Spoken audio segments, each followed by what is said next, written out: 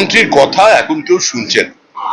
হুগলি জেলায় এতগুলো আলু চাষি আত্মহত্যা করেছে, তার জন্য দায়ী মুখ্যমন্ত্রী, মুখ্যমন্ত্রী এবং মুখ্যমন্ত্রী।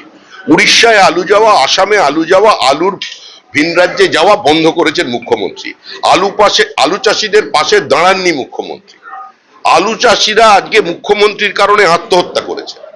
মুখ্যমন্ত্রীর কারণে আজকে বর্ধমানে একর প্রতি ধানের উৎপাদন কমেছে। মুখ্যমন্ত্রীর কারণে পশ্চিমবঙ্গ 1 নম্বর থেকে চাল উৎপাদনে 3 নম্বর জায়গায় চলে গেছে।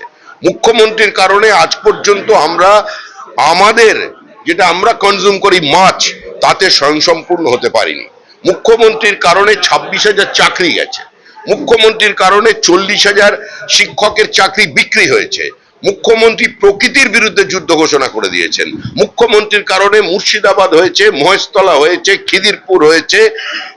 ঠাকুরের মূর্তি তৈরির অপরাধে চন্দন দাস, হরগোবিন্দ দাস বাবা ছেলেকে কুপিয়ে খুন করা হয়েছে।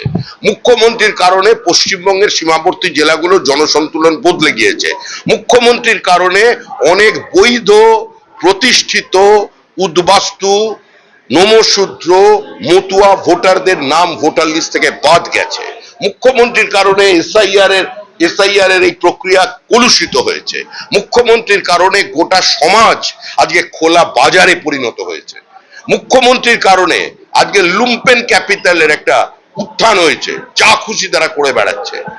আমরা চরম এক নৈরাজ্যের বাসিন্দা হয়ে গেছি মুখ্যমন্ত্রীর কারণে।